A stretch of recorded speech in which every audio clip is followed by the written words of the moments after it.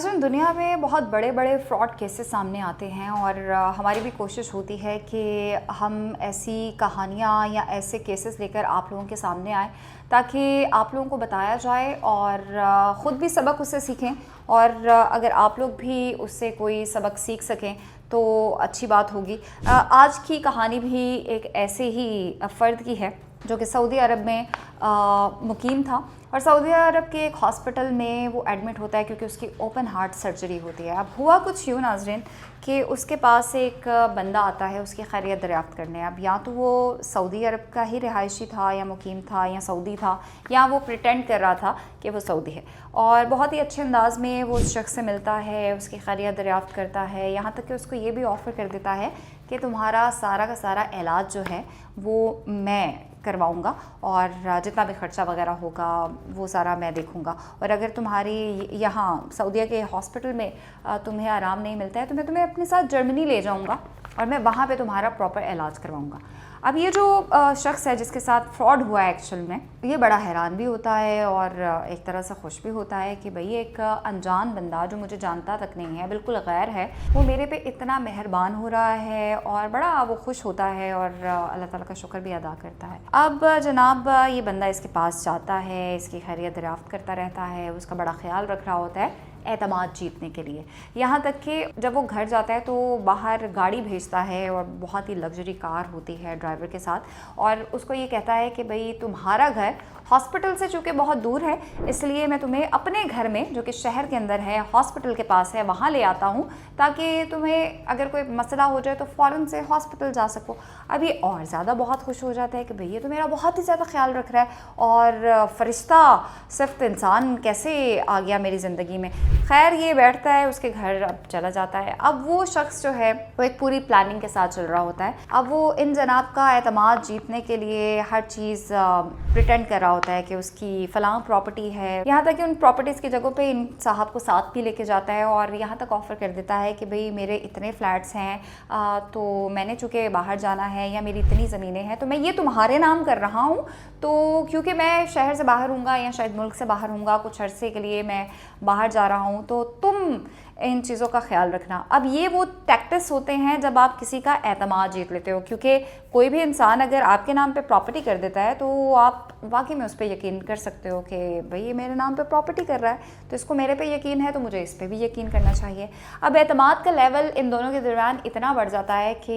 ये जो जनाब हैं ये भी अपनी सारी की सारी डिटेल, जिसमें ऑफशोर अकाउंट भी आता है और जितने भी सऊदी से रिलेटेड दस्तावेज़ात हैं डिजिटल हवाले से या बैंकिंग के लिहाज से या प्रॉपर्टीज़ के लिहाज से, यहाँ तक कि इनके अपने घर के सारे अकाउंट्स जो हैं वो जनाब वो भी इनको दे देते हैं। भाई इनकी प्रॉपर्टीज़ अगर उनके नाम है तो उन्होंने कहा भाई आप भी रसाई जो है, हमेशा मैं आपको बारहा वार्निंग देती हूँ कि आपकी जो प्राइवेट इंफॉर्मेशन होती है, पर्सनल इंफॉर्मेशन होती है, चाहे वो आपके शनाख्ती कार्ड है, आपका पासपोर्ट नंबर है, आपका बैंक अकाउंट का नंबर है, आपके आपके आपके जो कार्ड्स होते हैं बैंकिंग के उनके ऊपर जो आपके कोड्स होते हैं, किसी भी तरह से वो आपने किसी को प्रोवाइड नहीं करने होते हैं। तो इन जनाब ने तो पूरा पूरा अकाउंट ही उन भाई साहब के नाम कर दिया ना, नाम नहीं कर दिया, उन तक पहुँचा दिया और पासवर्ड्स वगैरह भी दे दिए कि भाई आप भी इस्तेमाल करें। अब यहाँ पे होता है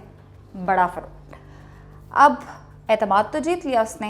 अब वो आहिस्ता आहिस्ता इनके ऑफशोर अकाउंट से बहुत सी चीज़ों की प्रॉपर्टीज़ की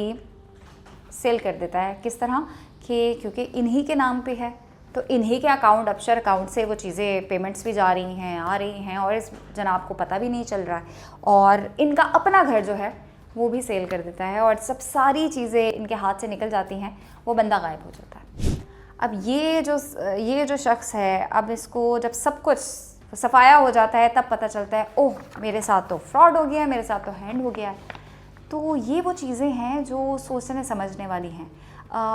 आपके साथ फ्रॉड जो है वो एकदम नहीं हो जाता है, आपकी कोई ना कोई गलती आपको उस लेवल तक पहुंचा देती है और आपके साथ धोखा भी होता है, आपके साथ कोई बड़ा फ्रेब भी होता है या आपको लोग मिसयूज़ भी कर जाते हैं। इसमें सबसे बड़ी गलती आपकी ही होती है। अब तो हालात ये हैं कि आप अपनों पे यकीन नहीं कर सकते हैं तो आप किसी बिल्कुल गैर इंसान पे इतना यकीन कैसे कर देते हैं। फिर हमेशा मैं अपनी वीडियोस में कहती हूँ कि आपकी पर्सनल इन्फॉर्मेशन कभी भी आपके बहन भाइयों या आपके वालिदैन को नहीं पता होनी चाहिए। तो आप किसी दोस्त को या किसी गैर इंसान को कैसे अपनी पर्सनल मालूमात दे सकते हैं। जितना मर्ज़ी आपको किसी पे यकीन हो, जितनी मर्ज़ी आपकी अंडरस्टैंडिंग हो, लेकिन आपकी कुछ हदूद होती है, उस हद से तजावुज़ सिर्फ आप ही कर सकते हैं। किसी को उस बाउंड्री को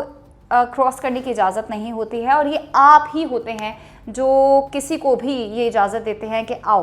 वो कहते हैं ना, आ बैल मुझे मार। इस शख्स ने भी कुछ ऐसा ही किया है, और अब